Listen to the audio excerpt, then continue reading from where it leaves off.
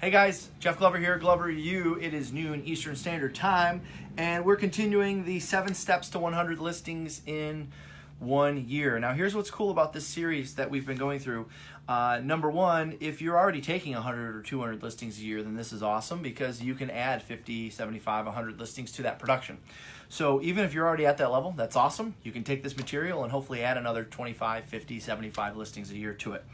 But if you're not at that level and you're struggling to hit 100 listings taking per year, I can tell you that these 7 steps are exactly the steps, number one, that I followed when I first got into the business, number one. And number two, all of our associates, when they join us at JGA, Jeff Glover and Associates, follow the same program. So I can tell you that it's not only proven in the past by myself personally, but it's also proven right now as every time an associate joins our company, they have to go through this series. So today we're talking about step 5 of the 7 steps, which is perfecting your listing presentation. And I'm going to give you some thoughts on how to improve that, how to get better, and essentially share with you the things that I did. You know, I tell the story. In fact, I told our group this morning.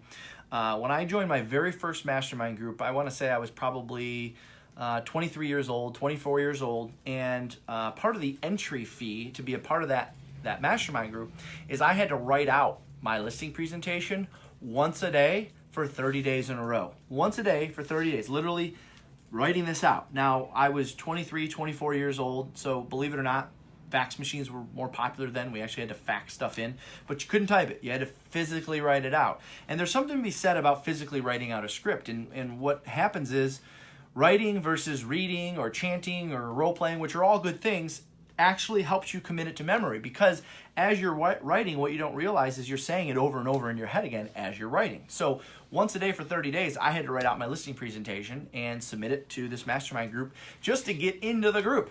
So as you can imagine, it was a pretty powerful group. I remember everyone in the group was selling at least 75 to 100 homes per year. At the time, I think I was selling maybe 30 or 40.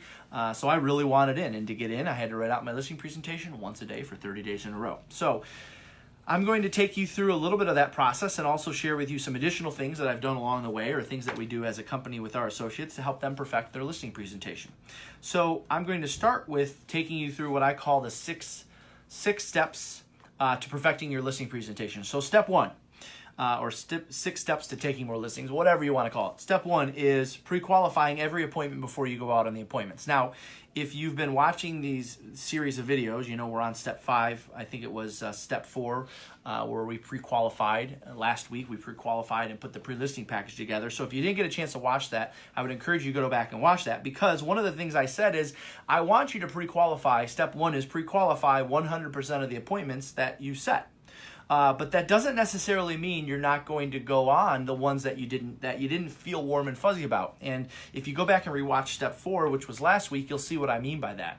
But I want you to pre-qualify 100% of the appointments because I want you to know their objections before you get out there. I want you to appear professional. I want you to be better prepared for that appointment and ready to go with a great presentation when you get there. So step 1 of the 6 step in perfecting your listing presentation is pre-qualifying every appointment. Step 2, before you go out, okay, so this can obviously be done on the pre-qual, or it can be done the day of the appointment, or it can be done the morning of, or wherever. I want you to call back and remind them of your appointment. Do not confirm the appointment.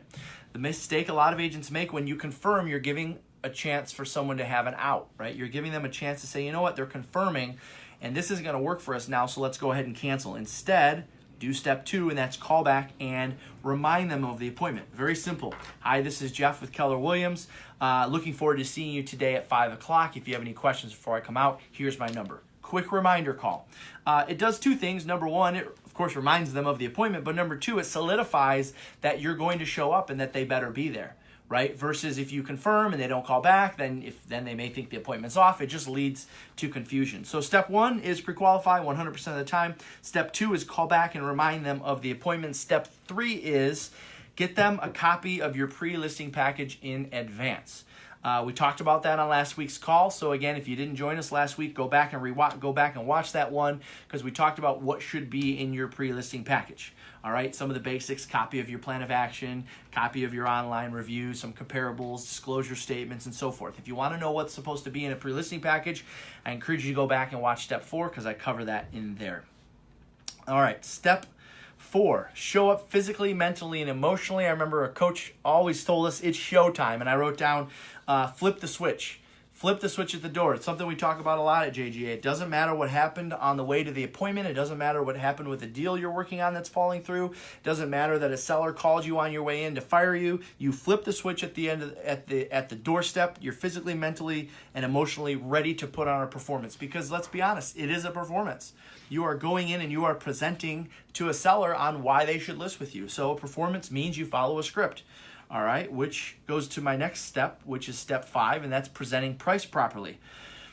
How much time do you spend in understanding the value of their home? How much time do you put into looking at the comparables and looking at the actives and looking at the solds? Are you previewing property before you go into the appointment? What are you doing to show up as a master in the listing presentation? Now, of course, I'll tell you, for myself and all of our associates, we write out the pricing presentation script. We write out the pricing objection script. Most of these can be found at gloveru.com or on our Facebook page, where I've been uploading all of our videos. So make sure you're prepared to present pricing properly. I tell our agents all the time on a listing presentation, you win or lose a listing in one of a couple ways. All right, it's either in presenting how well you presented the price, or how well you handle their objections. If you're not presenting the price properly and you're not handling objections properly, you're not going to get the listing. Those are the two areas where most listings are won or lost. So how well are you presenting price?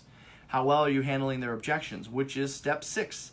Handle the objections and close. When you're on a listing presentation, if they give you objections, that's a good thing. That means they want to work with you.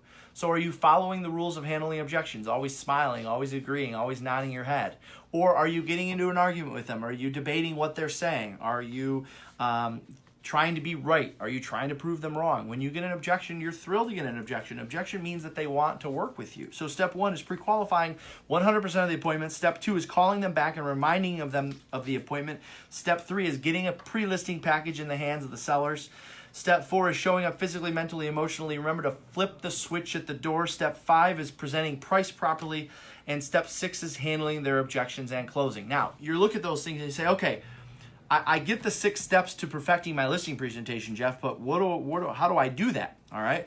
Well, I'm going to share with you a little something called Listing Mastery. This is a series that we put all of our agents through once a year, and it's obviously helping agents get on their way to Listing Mastery. So I'm going to give you just kind of an idea of what it looks like, and it kind of goes back to my story about when I entered into that mastermind group. I had to write out the listing presentation script once a day for 30 days in order to get into the group. So I grabbed, coincidentally, we happen to be in Listing Mastery at JGA right now. This is an idea of the syllabus. All right, so we go into these meetings, we write the dates of the meetings to make sure we're doing it. I'll share with you how we get to a point of listing mastery. So it starts off with watching and dissecting the listing presentation. Now, if you want to go and get my listing presentation, feel free to do so. It's on gloveru.com. You can watch that a million times and you can write that out, which is the next thing. It's dissecting the pre-qualifying script. Get a hold of the script. It's on our website. You can do that. When I say dissect, what I mean is study it, read it over and over, make sure you really understand why you're asking the questions that's on the script. If you don't like the way something is written out, change it, but make sure you're still following the script. The script is a system. Modify it to your language and your tone. I'm fine with that. Next, I have written down write out the pre-qualifying script. Literally take it line by line and write it out. We do that with our associates 6 times before we move on to the next one, which is role-playing the pre-qualifying script. So we dissect, which is essentially reading and analyzing, making sure you understand it. We write it out and we role play it. And you'll see here, you can actually see the dates of when we do this stuff. And we track each one, and our group gets together and we go through this. Next, we dissect the listing presentation. Then we write out the listing presentation. Then we role play the listing presentation. Again, you can see we role play it 6 times before we move on to the next one on here. Then we get into, which we started today with our group, watching and dissecting the pricing presentation. How you present price. Remember, listings are won and lost based on how well you present price. And I hear agents say all the time, oh yeah, they didn't list with me because, they wanted a higher price, and so they listed with someone else. And shame on that agent for taking that listing so high. Is it really that agent's fault, or did you maybe not do that great of a job of presenting price and helping them understand price? So instead of pointing the finger and say, oh yeah, they're pricing it ridiculously, we didn't get into agreement on price, how well did you present price? Because if you present price well, they're going to price it properly with you or with somebody else. So next time you catch yourself saying, oh yeah, somebody else took the listing way too high, or they went with someone else because they didn't like my price, How well did you present the price? If they didn't like your price, you probably didn't present it very well.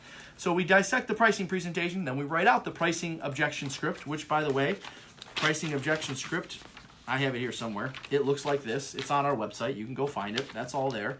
Then watch and dissect the objection handlers. We're watching the video of me presenting and handling every single seller objection that is out there. All right, we're going back and we're writing them out by hand, making sure we have all those. Then we're going back and role-playing them. And then finally, the plan of action. Okay, you guys all have a listing plan of action. We talked about this last week.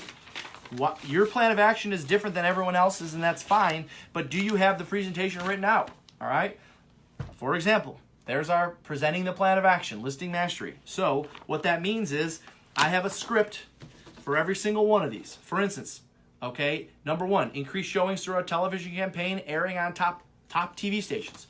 Here's the script for it. It says right there, TV advertising. What does that mean? We talk about institutional versus promotional advertising. We talk about how much we spend and how it's a benefit to them.